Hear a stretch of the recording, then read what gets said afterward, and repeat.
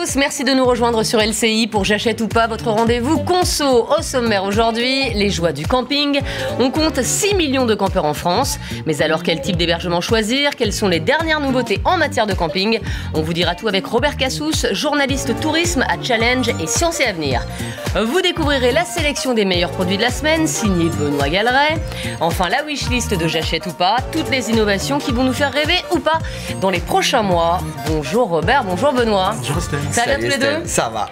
Eh bien tant mieux. Et avant de parler tente, caravane ou encore mobil-home, voici tout de suite notre top shop de la semaine, Benoît. Eh oui, je vous emmène en vadrouille avec un premier coup de cœur qui a été pensé pour les pays en voie de développement à la base, mais qui pourrait bien aussi dépanner les aventuriers de l'été. C'est un chargeur de téléphone portable au feu de bois. Eh oui, c'est BioLite qui a mis au point ce réchaud. Je sais pas si on va pouvoir voir les images. Vous mettez ce serait bien parce que pour l'instant, j'y crois pas. Voilà, on va enfin comprendre. Vous mettez quelques brindilles et non seulement vous allez réchauffer votre repas ou faire griller des chamallows, mais vous rechargez au passage une petite batterie. Vous connectez. Puis c'est bien parce que ça prend pas de place, dites donc. Ça pèse 1 kilo, c'est un peu encombrant, mais ça pèse pas si lourd que ça. Le vrai problème, c'est pas le poids ni la place, c'est le prix. Et ouais, non, en France, on le trouve sur commenceruiner.com pour 170 € quand même.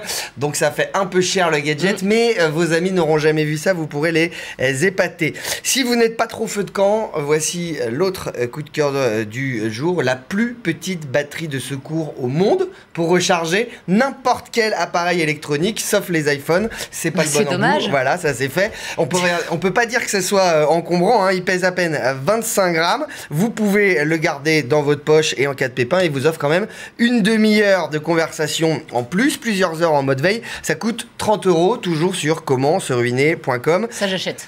Ça j'achète, ouais. Ça peut toujours servir, hein, c'est vrai. Dernier coup de cœur. Alors là, c'est beaucoup plus cher, mais carrément génial. C'est une caravane, un mobil-home, un neuf, auto-suffisant. Ça s'appelle EcoCapsule. Ça a été conçu par des Slovaques. Ça vient d'être présenté, regardez ça, au public à l'Expo universelle de Milan. C'est super design, c'est mini, 2,5 m de haut, 4,5 m de long, mais on y tient à deux et surtout, vous pouvez la poser où vous voulez parce qu'avec son éolienne, ses panneaux solaires, il y a une batterie de fou, il y a un système de récupération des eaux de pluie et de la rosée, et ben vous vivez en totale autonomie. T'es sûr qu'on tient à deux là-dedans? Ouais, il faut déplier le lit. Ouais, il faut un petit peu pousser les murs. Vous allez voir sur ecocapsule.sk, pour l'instant seulement que le prix qui devrait être révélé à la rentrée. Le site annonce déjà 2200 € de frais de transport pour les États-Unis. Ça veut dire quand même qu'on va être sur une fourchette assez hausse. J'ai vu que vous l'aviez repéré sur Sciences et Avenir. Moi, je parie sur 15 000 €. Vous pouviez même dire que ça pouvait monter jusqu'à 30 000, vous me disiez avant l'émission. Sans problème. Donc, en tout cas, c'est joli. Ça va faire un peu cher la caravane, mais c'est ça. super joli et surtout, vous êtes en totale autonomie pendant 1 an. Et quelle belle transition de la caravane. On passe tout de suite au dossier de la semaine, c'est bien sûr le camping.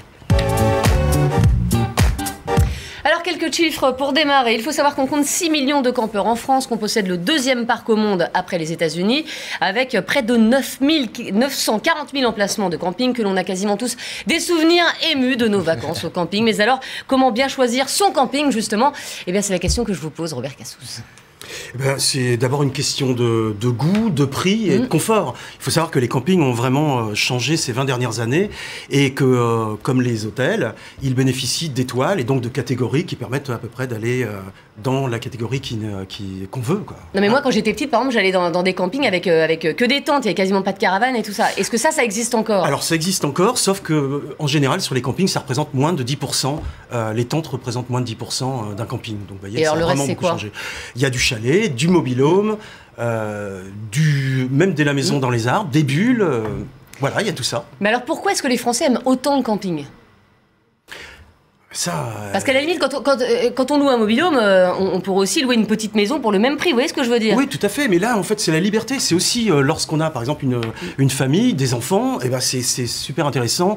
Ça leur fait des copains, ils peuvent jouer ensemble et tout ça. Si vous louez une maison, ben, vous êtes qu'entre vous. Ouais. Donc voilà, c'est la petite différence. Et pour les ados, par exemple, c'est là aussi important. Ils créent une petite bande de copains, ils testent leur sociabilité.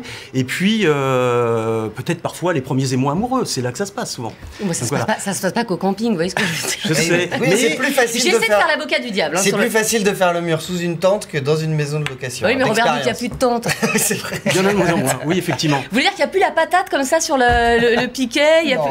Enfin, c'est quand même fini, les tentes ça a vraiment changé. Enfin, attendez. Alors, comment on fait pour bien choisir son camping et surtout, voilà, pour être sûr de passer de bonnes vacances? Parce que les réservations se font souvent sur Internet. Alors, comment on fait pour choisir? Parce qu'il y a 940 000 emplacements en France, donc on a le choix. Est-ce qu'on n'a pas trop de choix, justement? Et comment on fait pour cibler? Alors déjà, une fois qu'on a choisi à peu près mer, montagne et campagne, l'idée en fait c'est d'aller faire un petit tour grâce à Google Maps pour visualiser l'ensemble de l'environnement, voir aussi éventuellement les choses à visiter autour, ce qui est très bien, et donc voir également si le camping a un site internet. Si c'est le cas, aller voir les avis d'internautes, s'ils sont trop dithyrambiques, attention. C'est que c'est le patron qui a écrit, d'accord. Voilà. Et dans tous les cas, mon petit conseil, c'est quand même de passer un petit coup de fil à l'accueil, ne serait-ce que pour avoir une idée de la qualité avec laquelle vous êtes reçu. Voilà. Alors, le camping, vous nous parlez de vie en communauté, voilà, c'est super pour les enfants, pour les ados. Le problème du camping, c'est parfois les voisins. Imaginez vous vous retrouvez au camping avec des voisins partout, des voisins bruyants. Est-ce que vous avez un recours contre ça? C'est-à-dire, si vous avez l'emplacement numéro 2, est-ce que vous avez le droit de changer d'emplacement? Ou alors, est-ce que vous avez passé toutes vos vacances avec un voisin bruyant?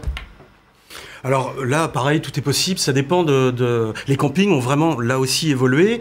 Il y a, en fonction du nombre d'emplacements de camping, un service de sécurité qui est en conséquence, et donc qui permet de régler ses affaires internes, donc de changer éventuellement d'emplacement, si un autre est libre d'ailleurs, parce que c'est pas forcément le cas, vu que, comme vous l'avez dit tout à l'heure, les campings sont quand même relativement bien remplis en France. Donc ça vous permet de régler le conflit en interne, mais aussi à l'extérieur, parce que quand il y a une discothèque, souvent il y a des restaurants, tout ça maintenant dans les campings, et ça attire également l'extérieur. Donc les vigiles, là aussi, filtrent pour éviter les vols et puis les petits problèmes de nuisance qu'il pourrait y avoir. Votre accessoire indispensable pour J'en ai passer les vacances 3. au camping? J'en ai 3. Alors, la trousse à pharmacie, c'est toujours utile pour les petits bobos des enfants. Bon, là, c'est quand même un classique.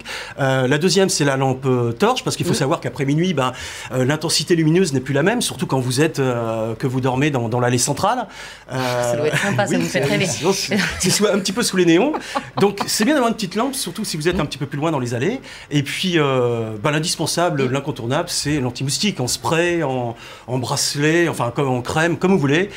Sachant qu'en spray, si vous êtes sous la tente, c'est peut-être un petit peu nuisant, ne serait-ce que pour les émanations de petits... Ça peut être embêtant. Vous passez vos vacances au camping, Robert? Non, pas souvent. Merci, super. En tout cas, aujourd'hui, il existe plein d'accessoires pour bien réussir ses vacances au camping. Alors, Robert, vous nous parliez de l'anti-moustique. Il existe, par exemple, ces petits bracelets, ça vaut 4,95 € chez Nature et Découverte. Alors, ça sent vraiment fort. Je veux dire, pour un premier rendez-vous, je le laisserai dans la tente. Ça ne semble pas du tout.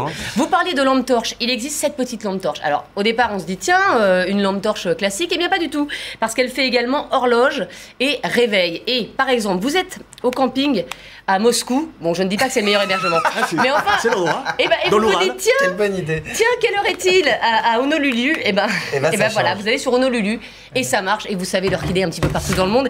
C'est absolument indispensable. Oui. Ça, j'achète pas parce que sur mon smartphone, j'ai déjà une lampe torche, l'heure et tout ce qu'il faut et un réveil. J'achète, c'est vrai. C'est super bien. Ça vaut combien? Attendez, je vous dis ça tout de suite.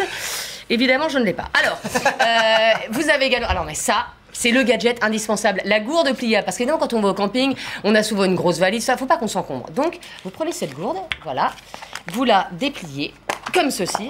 Là, vous mettez de l'eau et hop, génial. Vous avez également ça. Ça, j'achète. Par exemple, vous êtes au camping, vous n'avez plus d'argent, plus rien, et vous êtes absolument assoiffé. Mais comme vous n'avez plus d'argent, vous ne pouvez pas acheter d'eau ni rien.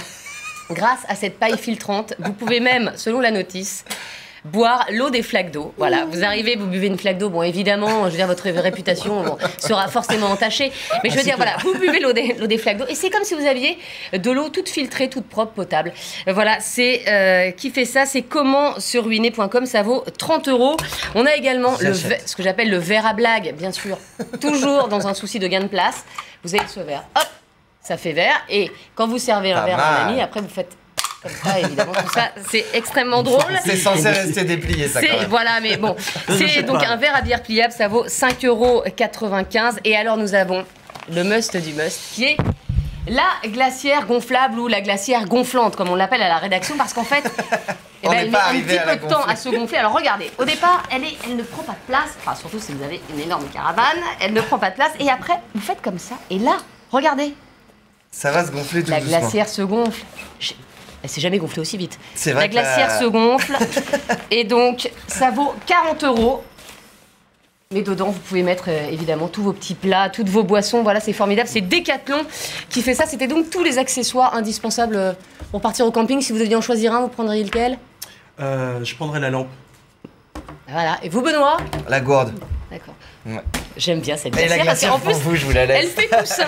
Benoît, on peut également gagner de l'argent grâce au camping. Gagner de l'argent si vous avez un camping-car, ou en tout cas en économiser si vous en cherchez un. Après tout, c'est vrai hein, que son camping-car, on en a besoin que quelques jours dans l'année et que ça coûte très très cher. Parce que pour aller au boulot, à oui, c'est l'achat, un peu... c'est vrai que c'est un peu encombrant pour se garer. Alors allez jeter un œil à jeloumoncampingcar.com. Alors il y a d'autres sites hein, du même genre. Il y a Direct Camping Car ou Location Camping Car France, mais c'est lui le numéro 1 de la location entre particuliers. À partir de 50 € par jour, bon c'est plus souvent entre 80 et 100 € parce qu'il y a une assurance comprise pour voyager dans toute l'Europe, une assurance multirisque. Vous choisissez votre monture, il y a l'avis des locataires précédents pour vous guider et hop, voilà par exemple en Combi Volkswagen, Ah, en un voiture combi. Simone. Dernier argument pas des moindres, vous ne vous tapez pas la route des vacances en camping-car. Puisque si vous êtes un petit peu malin, Quel vous allez bonheur. le louer près de l'endroit que vous voulez visiter. Par exemple, vous le louez à Lyon si vous voulez aller faire un tour en Ardèche ou à Bordeaux si vous voulez voir la côte. Ça vous permet d'arriver en train, ça vous évite les 500 bornes à 70 sur l'autoroute avec tout le monde qui klaxonne derrière. Et il y a pas mal de propriétaires qui proposent de vous garder votre voiture chez eux ou dans un parking fermé pendant le temps que vous leur louez leur camping-car. Donc ça peut être un bon plan. Ça peut Je être sens un que vous bon avez plan. envie de partir en vacances en camping-car. Eh ben Benoît. j'y pensais pas, mais Bah- depuis que j'ai fait cette chronique, pourquoi pas. Le combi il me plaît bien là. Allez, on passe tout de suite à la wishlist de la semaine. Benoît, qu'avez-vous déniché cette semaine? Alors moi il me servirait. Qu'est-ce que je vais pouvoir acheter dans les prochains mois? Parce que c'est un peu la question. Hein. Bah en fait moi il me servait pas à grand chose avec ma pilosité réduite, mais je rêve de le voir porter. C'est le bonnet de bain pour barbu. Et ouais, ça vient de sortir parce que plus d'un homme sur 10 trouve que sa barbe le ralentit quand il nage. Donc voici donc l'accessoire indispensable pour les hipsters. C'est qu'un prototype pour l'instant, mais il y a un succès fou sur le web. Donc Vous m'étonnez quand même. quelque chose me Non, mais- dit que ça va être commercialisé sous peu. Voilà pour le premier projet de la wishlist. On reste Après, dans c'est le... mon objet. C'est vrai. Ah ouais. Le truc de dingue qui va révolutionner nos repas. Exactement. C'est un cuiseur modestement baptisé Génie. Vous mettez une capsule genre Nespresso mais en plus gros et hop, 30 secondes plus tard, alors je n'arrive pas à trouver les images, je vais vous retrouver ça.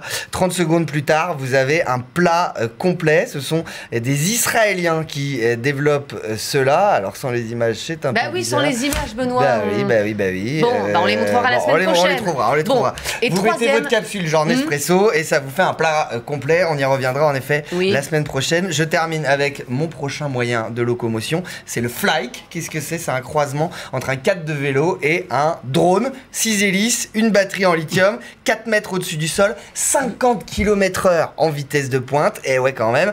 Bon, le problème, c'est que c'est pas encore super stable. Vous le voyez, quand il y a du vent qui souffle, ils sont en train Est-ce qu'on peut d'essayer de faire régler ça. Poitiers-Berlin avec ça? On peut pas encore faire Poitiers-Berlin parce que l'autonomie, elle est d'une demi-heure. C'est quand même pas mal, hein, une demi-heure d'autonomie. Le concept est génial, c'est hongrois.